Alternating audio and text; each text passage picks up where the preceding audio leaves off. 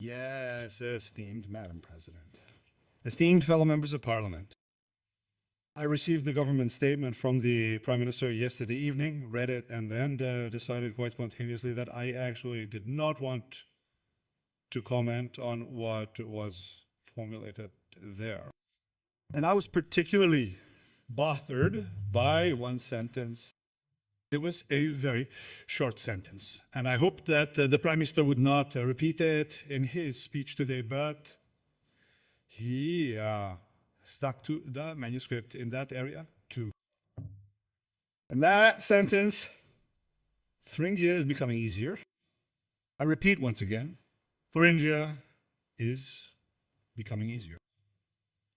I do not know whether that is simple language or whether your speechwriter, esteemed Prime Minister, is simply not capable of writing good German. The fact that you are an educated man is something I would absolutely not dispute. You should certainly have noticed that when looking through this speech manuscript of Thuringia is becoming easier. They let it go, and I have to assume that they probably let it go unconsciously because they wanted to express something that I don't like, that they no longer take the people out in the country who groan and moan under their policies seriously, that they have to use plain language or speak distorted German here at the lectern of the Thuringian State Parliament, and that is precisely the crucial difference between the two of us, esteemed Prime Minister Wolfroth. We take the people out in the country seriously. We are out in the country and we know where people have problems and where their shoes binge, and that's the AfD. We are not often with the left party, but what my colleague is doing, no, that is not true. We review their motions on the merits.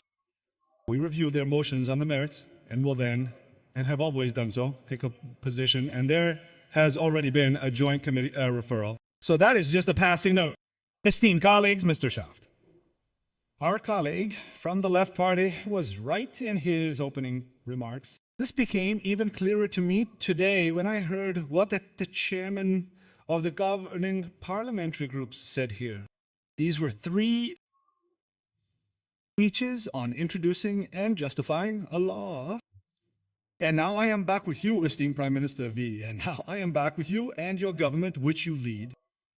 And as a parliamentarian, I still have the image that a government has to live up to its political responsibility in a special way. I have to look at Minister Meyer in particular. However, I do not associate that with you.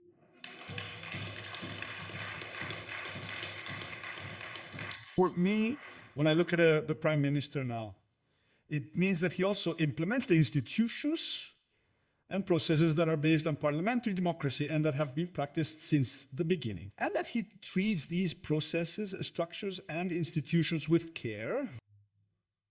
And when I see that we have 2 plenary sessions in December, and when I see that a law has been introduced here, an ordinary law that is not even particularly good, that largely produces trivialities, and that the state government is claiming the right to convene a special plan in order to do so, then that actually means that this Parliament is no longer being taken seriously, that this Parliament is no longer being taken seriously, and that is very regrettable to me.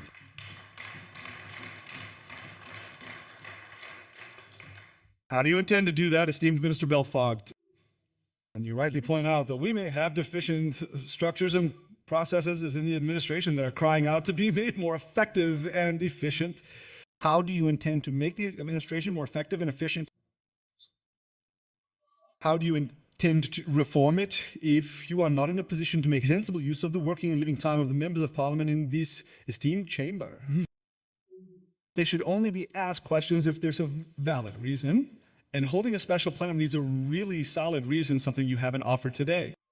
The entire event amounted to nothing more than a propaganda exercise. The rest was nothing but superficiality and triviality. Thuringia must become easy. I would like to remind you of the central sentence of the Prime Minister's speech, and then let's talk about the fringes. Your federal chairman, Mernaerts, also recently explained this in the context of the founding of Generation Germany. I also replied to him on X. He was speaking, I believe, at a party event in Mecklenburg or Pommern, very familiar, but with the situation in Gießen. The AfD, or rather its youth organization, which was to be founded, was meeting in the Hessen Hall to discuss content, and outside, thousands of police officers had to prevent violent anti-fascists from storming the hall. That was the situation in Gießen. And what does the federal chairman of the CDU, the federal chancellor, state? That a conflict between the left and right fringes had taken place here. This is opportunism, which Mr. Merz practices and which you have also practiced again in your speech today. This is typical of the CDU, and we, the AfD, reject this. We are in favor of a clear stance and a clear positioning on the content. And with all due respect, Mr. Prime Minister, with regard to the AfD's poll results in the East, we are at an average of 40%. We are, and you have at least indirectly addressed this, not on the fringes. We are the new normal, we are the new center. And you are quantitatively and strategically on the fringes of society.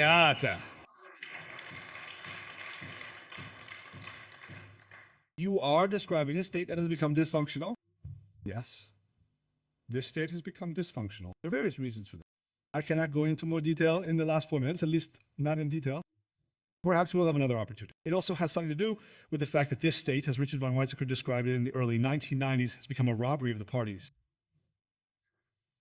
The findings are correct, but what conclusions do you draw from this, or what are the causes of this, in order to free this state from its dysfunctionality? No, they do not, and I would like to explain this to you using a specific example. You recently tweeted that the CDU has 2/3 of the state parliamentarians and 1/3 of the mayors. They have 8 state premiers. Congratulations, and the federal chancellor. But, and I must add that they are also the president of the Commission in the EU. They shaped this country. That was their statement. Yes, they are right. The CDU has shaped this country and has played a leading role in shaping it for decades, and they are primarily responsible for the dysfunctionality of Thuringia and the Federal Republic of Germany. And Mr. Vogt, you know where most of the bureaucracy comes from, and that is also a truism. It comes from the EU. And I can still remember the white paper discussion well when I was still a member of the European Affairs Committee. I don't know if you can still remember. It came from the EU and was supposed to represent participation and suggest connectivity to this somewhat abstract EU, somehow convey the message to the citizens: you can participate, you are shaping the EU, which is of course complete nonsense. It didn't work. And there was one perspective, there were 5 perspectives that were to be discussed. Across the board in official statements, the prevailing and most pessimistic view expressed the fear of a return to a Europe defined by nation states, a Europe of fatherlands, or in other words, a continuation of the EU status. Quo, we turned it into a return to the Europe of the fatherlands. That perspective was no longer part of the discussion. It was ruled out from the outset. That would have been the AfD's position. Yes, and there was the 5th perspective, much more joint action.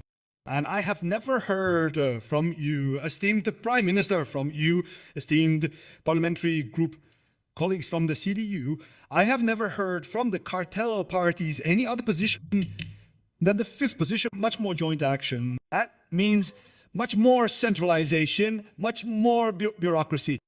That is their main political thrust. And how do they intend to change anything for the better in Thuringia when you say to this kind of bureaucratic monster in Brussels that it is dishonest, and we are constantly exposing that from up here?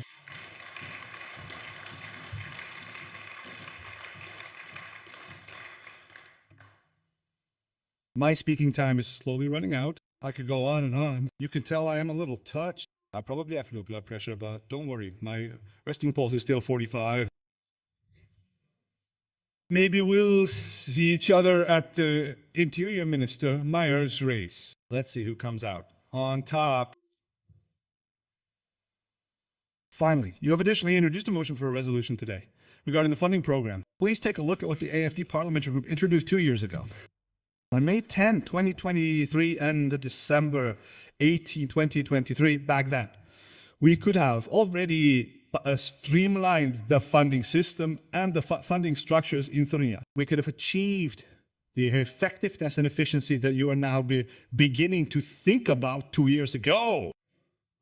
The AfD did not lose this time for Thuringia. You already lost this time for Thuringia as opposition leader back then, and you will not be able to make up for this time. Once again, Mr. Prime Minister Vogde will not have long in office because the CDU's time as a shaping force in this country is running out, and that is a good thing.